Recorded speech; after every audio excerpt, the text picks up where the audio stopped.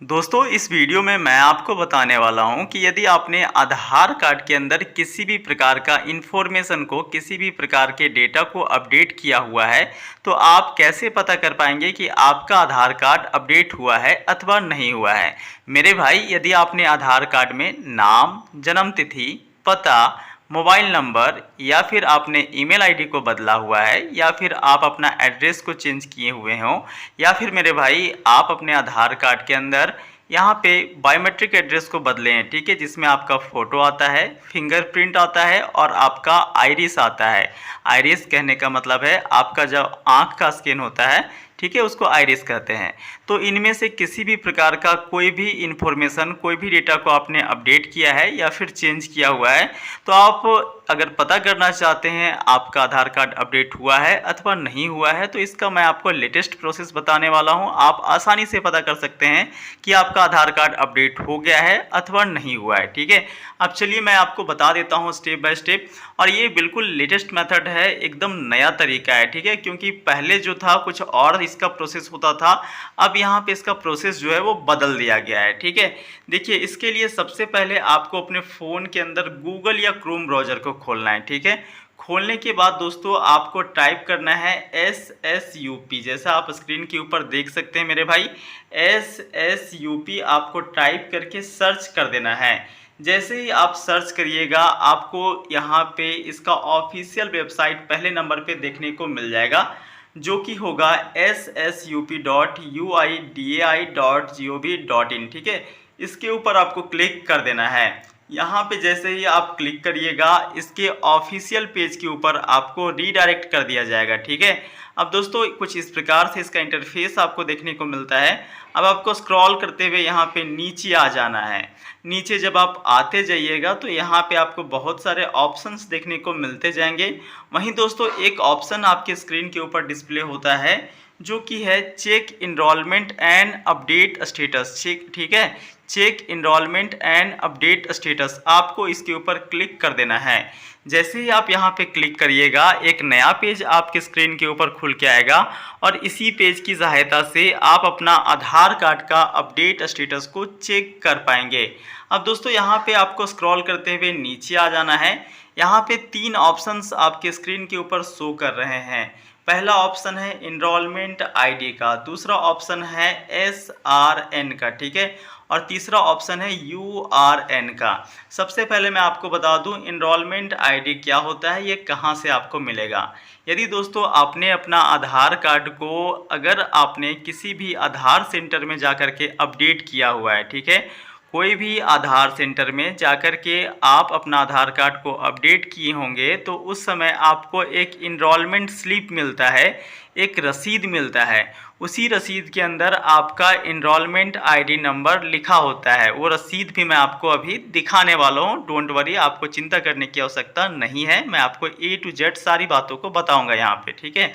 तो enrolment ID आपका क्या हो गया दोस्तों, जो आपका रसीद होता है उसी के अंदर आपका लिखा होता है, ठीक है। अब दूसरा बात यहाँ पे रहा SRN का, ठीक है। यहाँ पे आप SRN देख सकते हैं। SRN के अंदर आपका क्या है, तो SRN का फुल फॉर्म होता है सर्विस रिक्वेस्ट नंबर, ठीक है। सर्विस रिक्वेस्ट नंबर यहाँ पे होता है SRN का फुल फॉर्म।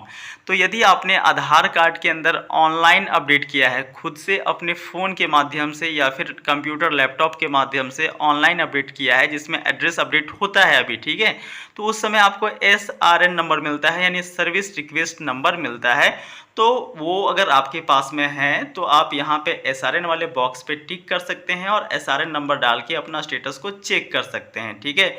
वहीं दोस्तों URN का मतलब होता है अपडेट रिक्वेस्ट नंबर, ठीक है। अपडेट रिक्वेस्ट नंबर ये भी आपका, यदि आप ऑनलाइन अपडेट किए होंगे तो उस समय आपको अपडेट रिक्वेस्ट नंबर मिल सकता है, ठीक है।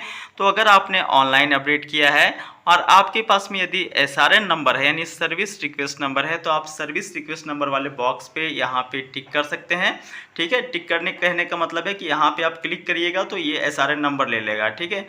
अगर आपके पास में URN नंबर यानी अपडेट रिक्वेस्ट नंबर है तो आप URN वाले बॉक्स पे टिक कर सकते हैं, ठीक है।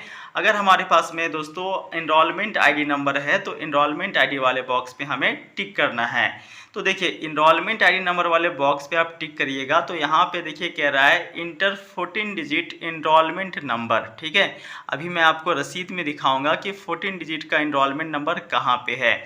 उसके बाद जैसे आप नीचे आओगे तो यहाँ पे एक मेंशन किया गया है इम्पोर्टेंट पॉइंट को। यहाँ पे देखिए लिखा गया है mention date and time as per the acknowledgement slip optional. ठीक है, जो आपका जिस समय जिस डेट को आपने आधार कार्ड अपडेट किया है अथवा जिस समय पे आपने आधार कार्ड अपडेट किया है, ठीक है, वो आप यहाँ पे डाल भी सकते हैं अथवा नहीं भी डाल सकते हैं, वो आपका ऑप्शनल है। कहने का मतलब ये हुआ कि यहाँ पे देख सकते हैं आप लिखा हुआ है सिलेक्ट EID डेट, यानी कि जिस दिन आपने अपना इनरोलमेंट कराया है। EID का मतलब इनरोलमेंट ID डेट, जिस दिन आपने अपना इनरोलमेंट कराया है उस दिन का डेट और जिस समय में आपका इनरोलमेंट हुआ है, जिस समय में आपका आधार अपडेट हुआ है, वो आप यहाँ पे डाल सकते हैं अथवा खाली छोड़ सकते हैं। यहाँ पे ऑप्शनल लिखा हुआ है। ठीक है, तो ये ऑप्शनल है, आपकी इच्छा के अनुसार से है, आप डालना चाहो तो डाल सकते हो, अन्यथा ब्लैंक्स छोड़ सकते हो। अब दोस्तों यहाँ पे उसके बाद आपको कैप्चा भरना होता है और फिर आपको सबमिट करना होता है। दोस्तों यदि आपको कैप्चा समझ में नहीं आता है तो यहाँ पे रिफ्रेश का भी बटन दिया गया है, रिफ्रेश वाले बटन के ऊपर क्लिक करके नया कैप्चा मंगा करके आप सबमिट कर सकते हैं। अब मैं आपको यहाँ पे दिखाना चाहूँगा, यहाँ पे देखिए कह रहा है इंटर 14 डिजिट इनरोलमेंट नंबर, तो ये आपके रसीद में कहाँ पे होता है वो मैं आपको दिखा देता हूँ। दोस्तों आप यहाँ पे देख पा रहे होंगे कुछ इसी प्रकार से आपको रसीद मिला होगा। इसी रसीद के अंदर आप यहाँ पे गौर कर पा रहे होंगे, ये आपका जो नंबर है ना, ये आपका 14 डिजिट का इनरोलमेंट नंबर है। यहाँ पे टोटल 14 अंक होंगे। मैंने यहाँ का लास्ट का 5 अंक जो है दोस्तों सिक्योरिटी पर्पज से हाइड कर दिया है, मिटा दिया है, तो आप इसे मैनेज कर लीजिएगा। यहाँ पे फोटो भी मैंने यहाँ पे हाइड कर दिया है और साथ में देख सकते हैं ये जो डेट है आपका, ये डेट आपका इनरोलमेंट ID डेट है अथवा जिस समय में आपने इनरोलमेंट कराया होगा वो समय दिया गया है। तो आपको ये आप अपनी इच्छा के अनुसार से चाहो तो भर भी सकते हो अथवा इसे छोड़ सकते हो, ये आपका ऑप्शनल है। ठीक है, बस ध्यान रहे दोस्तों, ये यहाँ पे जो 14 डिजिट का आप देख रहे हैं इनरोलमेंट ID नंबर, इसे ही आपको डाल देना है। तो चलिए इसे हम डाल देते हैं और फिर सबमिट कर देते हैं। तो ये वाला डेटा चलिए हम एक बार इंटर कर लेते हैं। अब दोस्तों यहाँ पे आप देख सकते हैं मैंने अपना इनरोलमेंट ID नंबर को डाल दिया है, जहाँ पे यहाँ पे देखिए कहीं पे भी मैंने स्लैश नहीं लगाया है, कहीं पे फुल स्टॉप नहीं लगाया है, कहीं पे कॉमा मैंने नहीं डाला है। ठीक है, जिस प्रकार से आपका 14 डिजिट का इनरोलमेंट नंबर दिया गया होगा स्लिप में, उसी प्रकार से आपको यहाँ पे डाल देना है। ठीक है, इनरोलमेंट ID नंबर डालने के बाद दोस्तों यहाँ पे आपको, जैसा मैंने आपको पहले ही बताया है कि आप enrolment ID date, EID date और EID टाइम आप नहीं डालोगे, ये ऑप्शनल है। आप अपनी इच्छा के अनुसार से डाल भी सकते हैं, नहीं डाल सकते हैं, ये आपका ऑप्शनल है। टाइम बचाने के लिए आपको इसे छोड़ देना है। ठीक है, अब दोस्तों उसके बाद आपको यहाँ पे कैप्चा भरना है, जैसा कि आप देख सकते हैं मैंने कैप्चा भी भर दिया है। फिर आपको सबमिट वाले बटन के ऊपर क्लिक कर देना है। तो चलिए सबमिट के ऊपर हम क्लिक करते हैं। जैसा कि देख सकते हैं दोस्तों यहाँ पे इनवैलिड कैप्चा आया हुआ है। ठीक है, तो चलिए एक बार फिर से यहाँ पे हम कैप्चा को इंटर कर देते हैं। अब दोस्तों एक बार फिर से मैंने कैप्चा को री इंटर किया है। अब चलिए फिर से सबमिट करते हैं। देखिए फिर से सबमिट करने के बाद यहाँ पे स्टेटस शो हो चुका है, जैसा कि आप देख सकते हैं। स्क्रॉल करते हुए जब हम नीचे आते हैं तो स्टेटस देखने को मिल जाता है। अब स्टेटस के अंदर क्या है वो देखिए, सबसे पहला जो है यहाँ पे वो है रिक्वेस्ट एक्सेप्टेड स्टेज। ठीक है, दूसरा है वैलिडेशन स्टेज और तीसरा लिखा हुआ है कंप्लीटेड। और यहाँ पे आप देख सकते हैं लिख करके आ गया है your Aadhaar has been generated while your Aadhaar is being printed and posted to you, please download e-आधार फ्रॉम www.uidi.gov.in। अब इसका मतलब क्या है?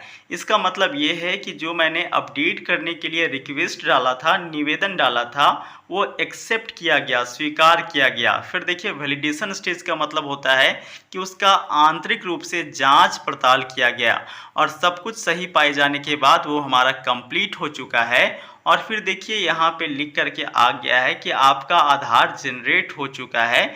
जब तक कि आपको प्रिंट करके पोस्ट नहीं किया जाता, अगर आप चाहो तो अपना आधार ऑनलाइन डाउनलोड कर सकते हो इस वेबसाइट के माध्यम से, ठीक है, जो कि है uidai.gov.in, ठीक है। इसका मतलब ये हुआ। अगर दोस्तों इस प्रकार से आपका स्टेटस शो होता है तो आपका आधार अपडेट हो चुका है। वहीं यदि अंडर प्रोसेस शो होता है, रिजेक्ट शो होता है, ठीक है, तो ये समझिएगा कि आपका जो अपडेट रिक्वेस्ट है वो आपका अंडर प्रोसेस में है और रिजेक्ट लिख करके आया हुआ है, तो रिजेक्ट हो चुका है, आपको री अपडेट कराने की आवश्यकता है। मेरे भाई एक बात मैं आपको और क्लियर करना चाहता हूं कि आपका ये आधार कार्ड अपडेट होने के बाद घर तक पोस्ट नहीं किया जाता है। सो आप इसे डाउनलोड करके इसे आप अपने साथ में प्रिंट निकाल के रख सकते हैं। बाकी दोस्तों यदि आप पीवीसी आधार कार्ड 50 रुपये का ऑनलाइन पेमेंट करके यहाँ पे बुलाते हैं तो आपका पीवीसी आधार कार्ड घर तक पोस्ट ऑफिस के माध्यम से भेजा जाएगा। बाकी अपडेट होने के बाद नहीं आता है। वहीं दोस्तों अगर आपका अपडेट रिक्वेस्ट कैंसिल कर दिया गया है, रिजेक्ट कर दिया गया है, अंडर प्रोसेस में है, तो आप यहाँ पे री अपडेट करा सकते हैं आधार सेंटर पे जा कर के डॉक्यूमेंट सही दे करके। अगर आप डॉक्यूमेंट सही नहीं देते हैं या फिर किसी भी प्रकार का फॉर्म भरने में गड़बड़ी करते हैं तो ऐसी स्थिति में आपका आधार अपडेट रिक्वेस्ट को रिजेक्ट किया जा सकता है। आशा करता हूँ आपको सब कुछ मैंने समझा दिया है। किसी भी प्रकार का कोई भी प्रश्न हो, कोई भी क्वेरीज हो तो आप कमेंट बॉक्स में पूछ सकते हैं। बाकी दोस्तों मिलते हैं अगले वीडियो में, तब तक वीडियो पूरा देखने के लिए बहुत बहुत धन्यवाद।